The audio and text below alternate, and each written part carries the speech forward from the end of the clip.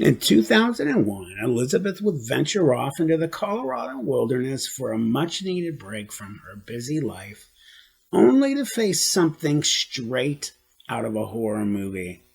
I'm Matt Emsch, yeah, the Youngstown Dogman guy.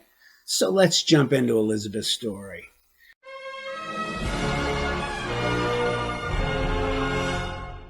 She camped at Williams Creek in Pegaso Springs, Colorado every year, sometimes twice a year, since she was a teenager. She lived in New Mexico, so the campground was only about an hour and a half drive. But this time, in 2001, would be the very last time that Elizabeth would ever camp or hike in the Rocky Mountains. Her trip, 2 nights of a pure nightmare as she ran for her life from an unknown creature stalking her. That May, Elizabeth had turned 24. She had a slender, athletic build with a rather petite stature of about 5'2". She hiked often, worked out at the gym daily, was a high school star athlete, and still considered herself in really good shape. But this night of terror pushed her to extreme exhaustion, past her limits, and would leave her breathless and traumatized forever. Williams Creek Reservoir was her favorite campground and the closest campground to the trail that she wanted to hike. The time the hike would be a little bit longer than her regular one, so she spent several weeks leading up to the trip preparing. The trial would start a few miles from her campground and would also require some rock climbing. The estimated trip would be about 3 days, so she needed to make sure that all the essentials were packed and ready. At 1 p.m. Wednesday afternoon, Elizabeth tossed her backpack and all her gear into her Jeep and began her journey to Colorado. She spent most of the day daydreaming about being miles away from anyone that would bother her on her cell phone. She was excited to hear the peaceful sounds of nature instead of the countless codes being broadcasted on the hospital intercom. Code Blue is definitely not what you want to hear. This trip was just what she needed to get some distance between her and a very stressful and demanding job. Elizabeth had graduated nursing school in 1999, and it had been 2 years since she had been able to make it to her favorite campground. As she heard her tires hit the gravel road with excitement of knowing she would be alone for the next few days, it made her smile.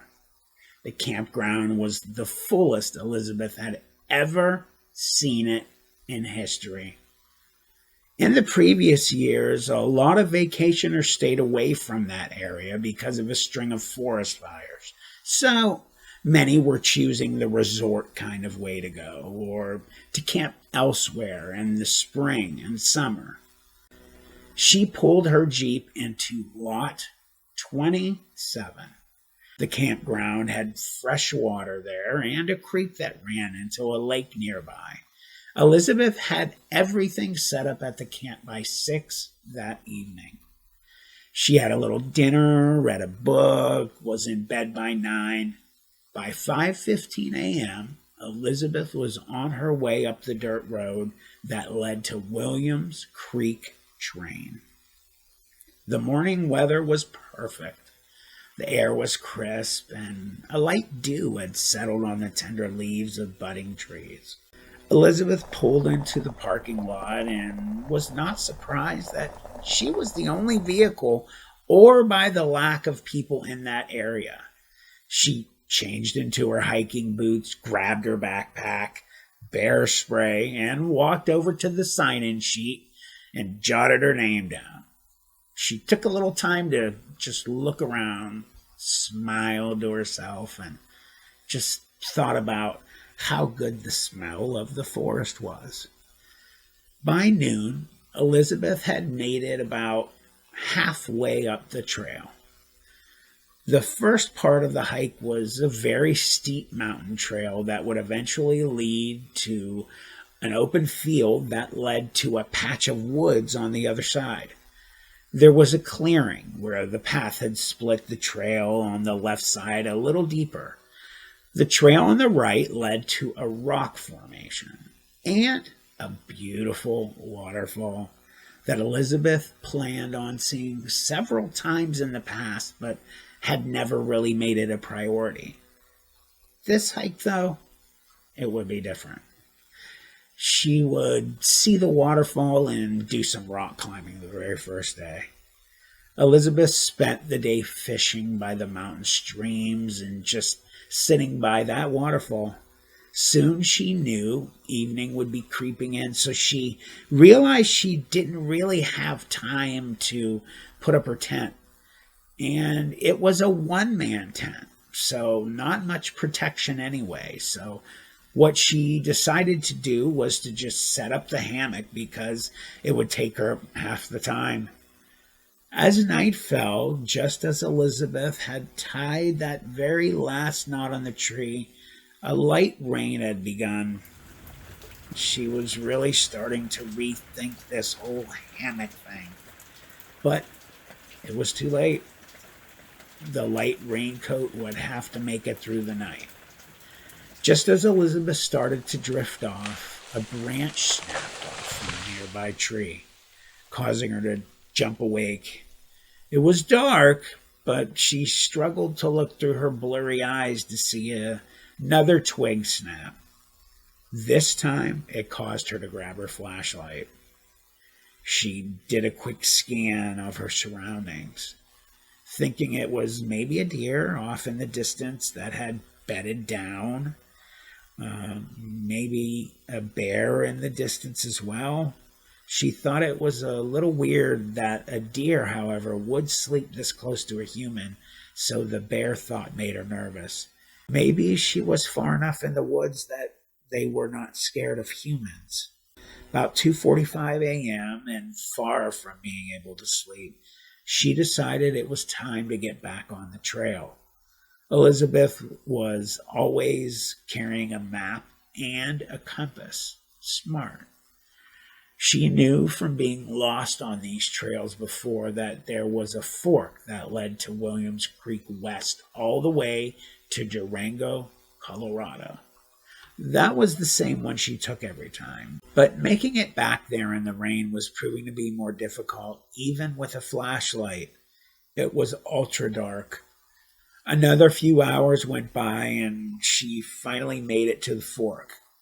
As the sun was rising, there was a sense of relief that Elizabeth had felt that the daylight provided protection. We all know that feeling.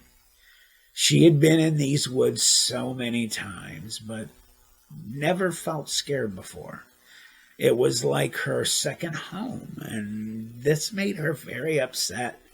She kept telling herself that she would feel safe later, but she could not shake the feeling that she was being watched somehow. Elizabeth knew that the 10-mile goal she had in mind and set for herself would not be something she would complete, unfortunately. It just didn't feel right. As she set up camp for the night and had some granola for dinner, the rain started again, this time coming in sheets. The relentless pouring was causing pools of water right where her tent was set up. Elizabeth had decided to turn in early that night as well.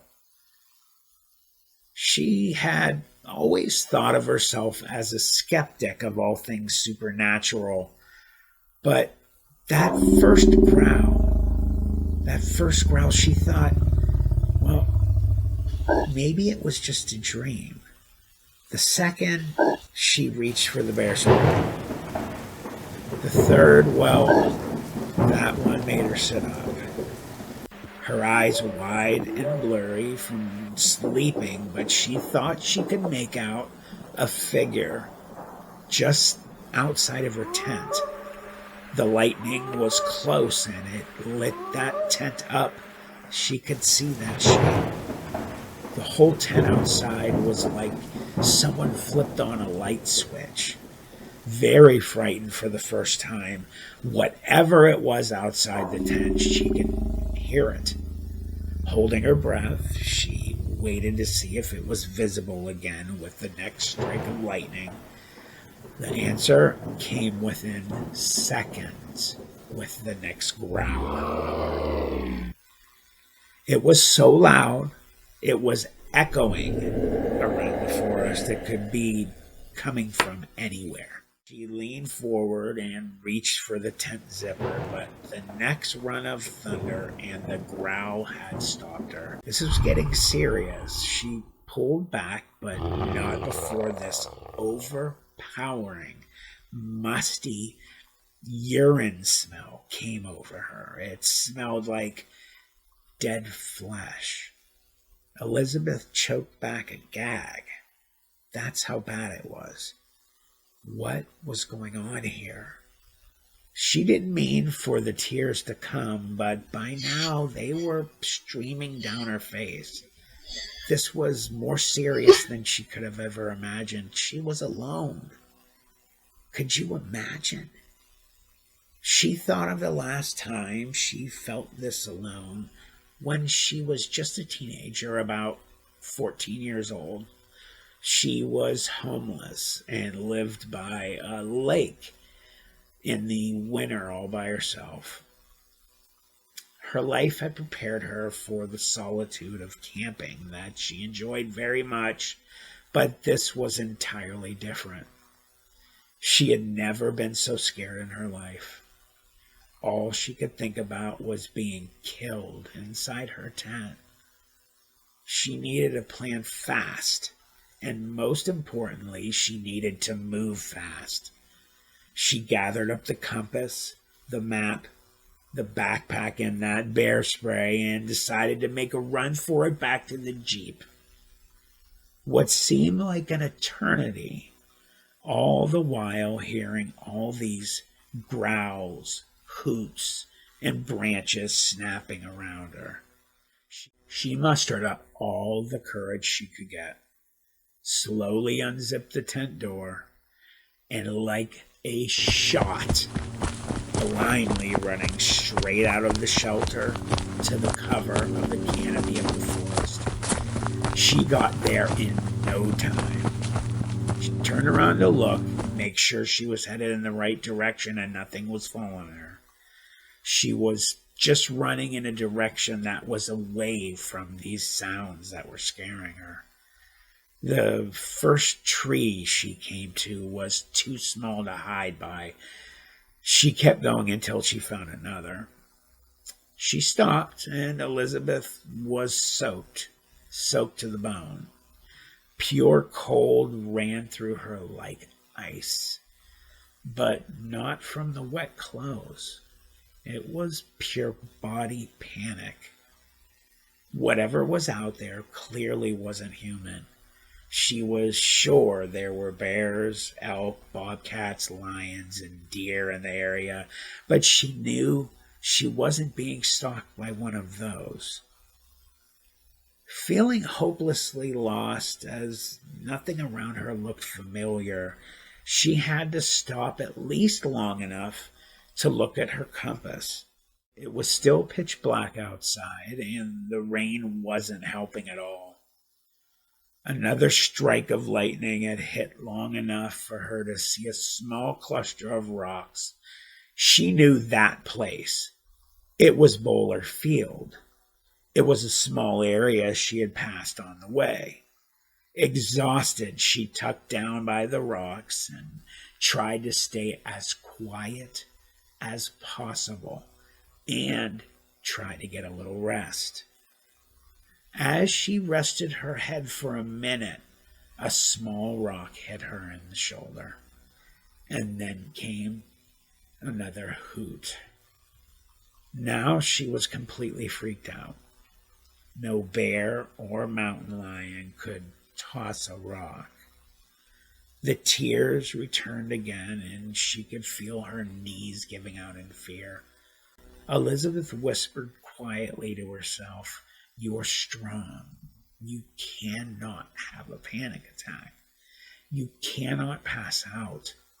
Your life depends on this. I don't know what's out there, but I have to stay up." She used the larger rock to muster some strength to stand up, and as she did, a second and a third rock now bounced off of her backpack. She fell to her knees and tried to hide behind the rocks. Now she was hearing more hooting, more growling. It was circling her. She had no way out. Before thinking about any possible consequences, she decided to run again. The branches snapped angrily behind her, and she was now being chased full force by whatever it was. And it wasn't on 4 legs. It was on 2. Eventually, she made it to a clearing that had a little fence surrounding it. She threw herself over the barbed wire, and it cut her side and in her arm. She barely felt it. She didn't care. She knew in a few more steps she would be back on the trail, headed to the campground. The first leg of the trail was the most physically demanding, unfortunately, but coming down the hill, that would be a piece of cake. She thought she was safely over the fence, so she took a minute to look over her shoulder. In the tree line, she could see a very tall, very hairy ape-looking thing. Ape was as close to a description as Elizabeth could get. It had hair all over it except its face, which looked like a wrinkly dog. She just stood there, feeling like her feet were cemented in place. The look it gave her was a look of, "Don't ever come back here." After running for what seemed like an eternity, she looked back down the trail and saw nothing.